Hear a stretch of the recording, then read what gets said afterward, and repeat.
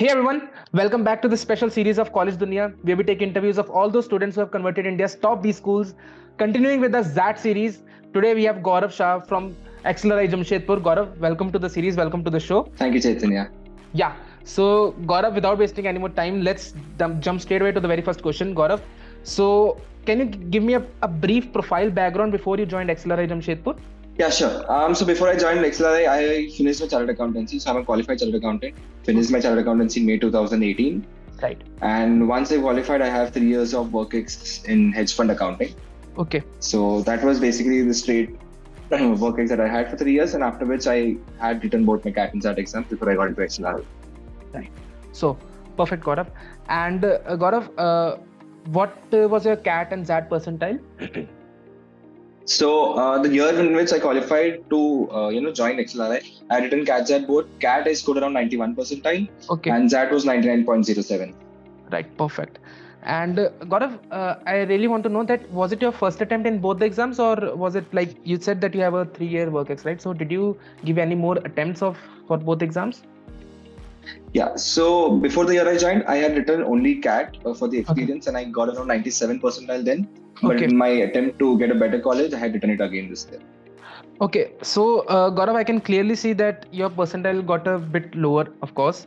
So can you give our viewers what can be the specific reason for this? Yeah, I mean, comparatively, I felt like the exam that I had written the second time was a bit tougher, but more than that, it was also the pressure. So that was something. The first time I had written, I did not have expectations for myself, and it was not any pressure because I already had planned for another attempt the next time. It was just for a feel of it. So I think the pressure also matters a lot.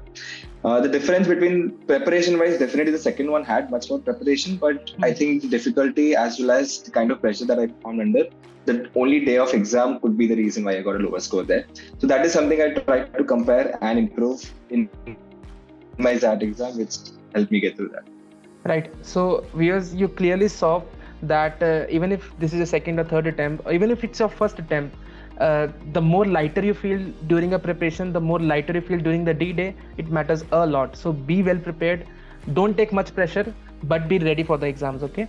And Gaurav, I really want to know that you had 2 years of experience, right? And you still scored 97 percentile in the very first attempt of your CAT, but you still did not join any of the colleges. Why was it? So if I have to say, I got a shortlist from only IIM Kozhikode. Like I was trying to get for IIM ABC, but my sectional cutoff was lower in QT. QT again something that you need practice for, and I did not have enough practice during the examination. Right. So that was something I did not have a sectional cutoff, and I was aiming higher. And the fact that with the amount of preparation that I knew I could do, I had a confidence during that examination that I can do better. So that's probably the reason I did not join that year, because again I was aiming higher. Right. And Gaurav, you said 2 years of work ex, right? So 3 years of work ex, right? I'm sorry, but I really want to know that why MBA, right? This question might haunt you for the rest of the 2 years of your B school journey, but I really want to know that why MBA. Yeah, so the main reason is like actually the reason why I did CA in the first place was my love for accounting. So once I got to know accounting in my 11th and 12th, I thought that that's something I want to pursue, and the best place to learn accounting end to end was CA, right? So once I did CA, I realized that okay, accounting along with that, audit and taxation are the other two things that you learn in depth in CA, right? Those were the two fields I did not really I was not really interested in pursuing them for the rest of my life. So that's why I joined a company where it was all about accounting for hedge funds again, a bit towards finance.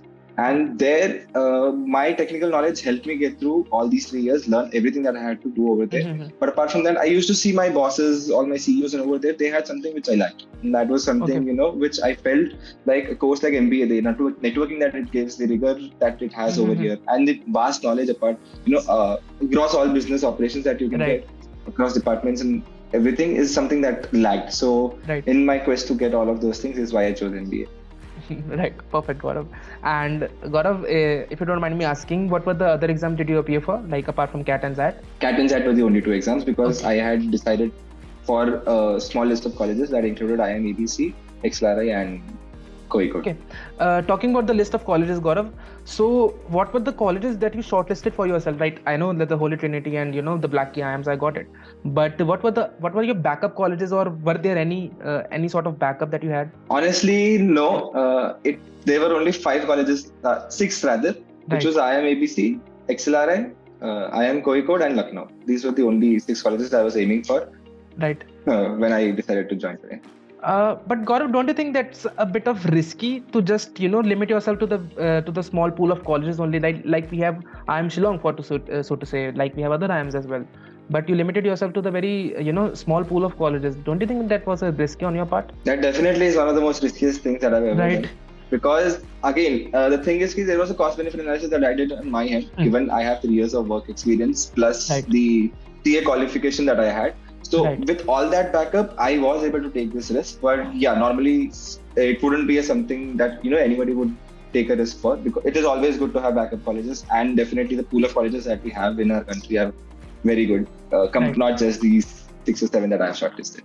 Yeah, and Gaurav, talking about backup only. So what if I'm not, I don't want anything bad on your part, but what if you were not able to clear the ZAT cutoff as well? So then what? Would have you appeared for the CAT again, or would you have continued with your CA? So yeah, for that time I would have continued with my job and appeared for the CAT and ZAT exams next year again. That was what my plan was. Got it. And so Gaurav, so you said that you did not shortlisted any more colleges, right? And I really want to know that, you converted XLRI, right? So what is your opinion on the fact that on the high fees of XLRI? I really want to know that on what basis that you chose XLRI and other IIM-ABC. What were your basis? Was it because of name? Was it because of placements? Was it because of ROI? What was your basis to actually shortlist these 6 colleges? These 6 colleges, like compared to any other colleges in India, ROI-wise, pretty sure these do not have that, because the fees are pretty high. Right. So that is a true thing. Like ROI cannot really be the factor, but of course, placements are also good. What I was keen towards was, of course, the name and the tag that you get along with these colleges, plus the studies that you get here. So another indispensable thing that you have to account for is the networking. So the way you get admission into these colleges, there are at least all like-minded people around you, and you network with them. These are all future leaders in the world. So that is one of the main reasons why you shortlist these colleges. So given we assess our capabilities and we know that we can prepare enough to get into any of the top ones, then that is the main thing that I focus on. Of course, the fees being high and all are things that in a few years probably would not matter once you get into a few good companies. But for now, yes. So getting into if these colleges, given you are clearing the cutoff, it's totally worth it. Right. Perfect. And Gaurav, 99.7% tile and ZAT. So one main aspect that it actually took you to actually crack the ZAT, what was that one thing that you continued? What was then one aspect that you followed that actually helped you in cracking the ZAT exam?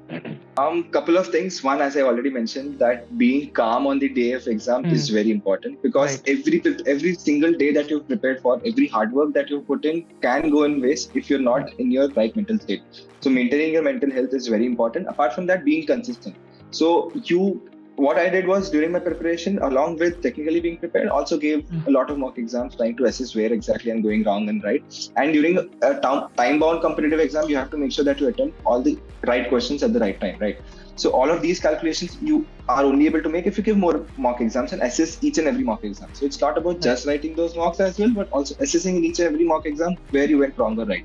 So putting time in all of those things, staying consistent and true to yourself, along with having a calm mind on the exam day, is something that helped me a lot. Perfect, Gaurav. And Gaurav, is it safe to assume that it took you 2 years of preparation for actually appear for the CAT exam? Of course, I would say 1 year. 1 year, okay. And the first year, I would say I did not really prepare. Okay. It was just that I woke up one day and went to write the exam. Right. Just to get a feel of it. That was what my mind was. So around the time I decided that I'll be writing CAT, the CAT was also coming up for that year. So that's why I thought that it's better to start with this, to assess where I exactly stand. Got it. So 1 year for CAT exam, and how much time did it take you to actually prepare for the ZAT exam as well? So there is a lot of overlap. I mean, technically all these 3 sections that we have, apart from the additional one that we have in ZAT, which is the decision-making section. Yeah. others are all overlapped, so there is no different preparation that you have to do between the two. If there is even a slight difference, one can just cover up with practicing past questions that you have in both of these exams. So around a month's gap was there between CAT and ZAT exam. So what I did was practice these 3 sections properly for CAT. Once that was done, DM decision making was something that I picked up after I wrote that. And for decision making, the best way to practice it was to try and see all the past questions, because more or less those are the only sources that you can get around to practice those. So there you can judge if you are heading in the right direction or not. Yeah. What about the GK section in the ZAT exam? Yeah. So GK again, we had to make sure that you're up to. So even for that, and even though it's not there in CAT, but GK is something that I started picking up during my preparation. It hardly like I used to spend 15-20 minutes daily, because not only in ZAT, even after ZAT, if there are any interviews, they'll help. Those kind of things will help you a lot. So current affairs and GK are something that will take you through all the different types of rounds that you'll have even after the examinations. So ZAT exam again was one of those where we had GK, and the only way to prepare was like go. If you're not a newspaper person, not someone who can get up in the morning and read newspapers, just go for a lot of online apps that you have. So I used to have FinShots and Mint and other subscriptions that I used during that time to prepare. Right. And Gaurav, if I'm not wrong, the CAT result, the scores of the CAT result were declared in the very first week of December, if I'm not wrong, right? So I really want to know that after knowing your CAT scores, after knowing your CAT marks, to be very specific, you knew that you were not going to, be cracking you were not going to be passing the 95 percentile mark, right? So how did you pull yourself together to actually prepare for the ZAT exam that was, I think, on 3rd or 4th January, if I'm not wrong, on 2021? So I really want to know that. So how did you get motivated for that? So the year that I wrote and got in was 22. And in that year, let's say 2nd Jan was that exam, 3rd Jan was when we got the CAT results. So fortunately for me, it was the next day of ZAT exam when I got my CAT results. So I don't think I had something to be prepared of in those lines where I had to pull myself back in the ZAT exam. But yeah, I mean, if there's any tip that I have to give anybody else, would only be that you, as hard as it might be, the only way forward would be to leave everything behind and focus on what's next. So what's done is done, and what you can do is focus on what's coming up next and give your best shot. That's the only thing that nothing else is your hand. Right. Perfect, Gaurav. Now that you're actually in XLRI, so Gaurav, can you please give a brief overview of the HRM and the BM course that XLRI offers? Yeah. So I have joined the BM course, and I'll start with that. So BM course here, right now we're in term 3.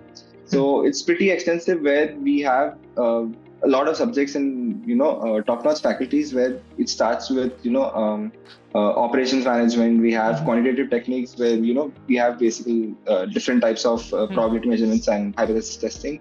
Then we also have a lot of accountancy, costing related subjects, marketing. So that way, in the first year, the format is that there are prescribed subjects, around 22, that we have to do complete in the entire year, split in 3 terms. Right. And all of these cover different facets which are compulsory for all the students in those courses to attend. And then in the second year, we have around 14 subjects which are completely elective. So a student, based on which major and minor they want to do, select these subjects throughout the second year. So these are all various, like marketing, operations, strategy, finance. These are all the domains in which they can later specialize in the second year. Similarly, for HRM, the course is pretty, again, XLRI known for its flagship HRM course. It is, comparatively rigor is much more in HRM batch, but the format stays similar for the first and second. So, you said, Gaurav, the format stays similar, right? So, for the HRM course, did the students are taught from the very beginning about the basics and crux of HRM, the human resource management, or it starts in the second year only? No, so the subjects are totally different between PM and HR. So in the first year, HRM are started totally from all the HR courses, and they also have a few courses. For example, let's say finance being split into 2 different subjects taught in detail to PM. Finance is something that is clubbed together in one subject in one term that they have, which basically touches upon all the basics of finance for HR. So all the other domains are taught to HR, but not in detail. And again, HR is completely in detail for them, which is taught not that in detail to BM students. So in this term right now, we are also having HR, but it is not that in detail. So yeah, that way HR for their own domain, it's pretty extensive since the first year onwards. Right. Got it. Now let's address the elephant in the room, Gaurav. So how was your GDPI experience? Yeah. So I was able to give the GDPI. I mean, I did not have GD because during Right. COVID, since it has been online, there weren't any sort of group discussion rounds that we had. So after our score was out, we were directly given interview slots for XLRI. So in XLRI, if I have to go into a bit of detail, like we had three panelists. The first panelist, it kind of was a stress interview. So they asked me questions around my technical knowledge around accounting because we had to submit an SOP before. In that SOP, we had our plans. They also asked us questions about what exactly is the thing that pushed you so far, and what are the main academic subjects that you like. So accounting was one that I mentioned, and the interview was around that. So the first panelist asked me technical questions around accounting. Every answer that I would give was more or less said if it was, like it was questioned, are you sure, and all of those things, which if you are pretty confident, you get through. So there was cross question trying, making sure that the person, like me, I'm confident in answering those ones. So those were around questions around my work experience, and then a few general knowledge questions also. So they tried to link how the general knowledge or the current affairs going around in the country are impacting various other things. How exactly, let's say, is the stock market connected to the crisis that's going on, or the war in Russia, all of those things. So those questions were asked. So that is where even the current affairs knowledge was important. And apart from that, the second and third panelists focused more on why MBA, why XLRI, how exactly are you linking or looking for your future in XLRI, and what are the various other things that you have done apart from your academics or work ex, which would be in extracurriculars, or if there is any sort of social work that you've done. So those were the questions that they asked, and I think the interview lasted for around 15-20 minutes, which was okay. So Gaurav, I have two questions to ask you. The first question is, like, in a stress interview, the interviewer is basically trying to intimidate you, right? So I really want to know that how to handle yourself in those kind of situations. Yes. So one very important thing is to stay calm. Like, it might be that the questions, the way in which they are intimidating to you would be, they might question your knowledge and your qualification. So person should not maybe get angry or try to look like they're frustrated because these questions are being asked to you. Even though, let's say for me, who is a started accountant already, if you ask me a basic accounting question, I might and say that I'm wrong. I might be very confident, and it might be easy to get frustrated or angry. Like, no, sir, this is not the case, something like that. But make sure you have to be calm. And even if you do not know the answer, just say you do not know the answer. The main thing that a person in front is judging is not if you're giving all your answers correct, but more importantly, they're judging if you are calm in stress situations and how confident are you of yourself. So just stay calm and answer always with a smile. That takes you along. And Gaurav, my next question was that, how much time did it take you for your GDPA preparation? Like, I know that ZAT happened on 3rd of January, right? So how much time did you start preparing for the GDPA beforehand, or you started preparing after the ZAT exam or after the CAT results were out? So I, preparation wise, if I had to focus on academics, academics related was something that I started preparing later on. But current affairs was something that I tried to incorporate as soon as possible, which was much ahead, like along with my CAT and ZAT preparation. Those two things were sorted. I had given a couple of mock interviews beforehand, but these were all after ZAT examinations and results. So only once I got shortlists and I saw that there was enough time, I gave a few mock exams to understand how exactly do I perform in real time. But apart from that, work-ex related stuff, which was pretty fresh, was not something that I had to really prepare. It was all there in my mind. But yeah, academics. And again, I think I realized that work-ex related questions are more heavy and deep dive if you really have work-ex of maybe say more than a year or so. But apart from that, academics otherwise is something that person needs to be strongly prepared. Right. So when was your interview scheduled for XLRI? So I think, if I remember correctly, it was somewhere around the first week of April. First week of April. So did you start preparing in January, or like when was the shortlist released? So I had started preparing around February. The shortlist had come out around that time. And we were given an option to book slots. And once I booked my slot, I knew when my interview was scheduled. So for that, I had basically for you, 2 to 2.5 months of GDPA preparation was enough. Yeah. And I don't think I had more than that.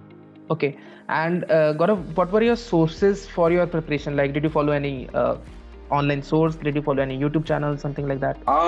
So for GDPI, I mean, I've given a few interviews before. So, and we also had some course during my chartered accountancy about how to present yourself during such, be it group discussions or interviews. So, presentation wise and speaking wise, I don't think there was anything that I wanted to prepare for. But it was all about what the content that I had to speak. So it was mostly current affairs, GK, academic related stuff, my work ex, and all the other things. Just trying to accumulate everything so that I have content to speak. But apart from that, preparation wise, it was all about me just studying daily. So yeah, I think that way too was enough for me. And a few mock interviews will let you know, like if you're up to speed, if there is anything like it had been long since I had no reason to give interviews. Right. So mock interviews help a lot to make sure that I understand how well I'm doing, and constant feedback that I got there was also helpful. So yeah. Right. Perfect, Gaurav. So now I think it's time for us to wind up the interview process. But for our viewers, could you please give us just one specific thing for our viewers to to push themselves, or just one final word for the viewers, so to say? Yep. The only thing I truly believe is it's not the end of the world. So what doesn't kill you only makes you stronger. Make sure, like, whatever happens, take all the positives out of it and keep your mind very calm during any sort of milestone that you're going to achieve. Right. It's all going to work out in the end. So yeah, that's something I truly believe. Great, perfect, Gaurav, perfect. So to all the viewers, stay calm, stay hydrated. That's the first word that came to my mind. But stay calm, be positive, be very open with your failures, but know yourself and know your strengths and work on them. And don't lose your calm even in such stress interviews, and even if you're during a failure. So thank you, Gaurav. So to all our viewers, we hope we were able to add some value to your CAT preparation and ZAT preparation as well. So all the very best, and thank you, Gaurav. Thank you so much for your time. I know the rigor, the MBA of the XLRI MBA process, I know very well, and thank you so much for giving us time and for your courteous behavior. I'm so grateful. Thank you so much, Gaurav.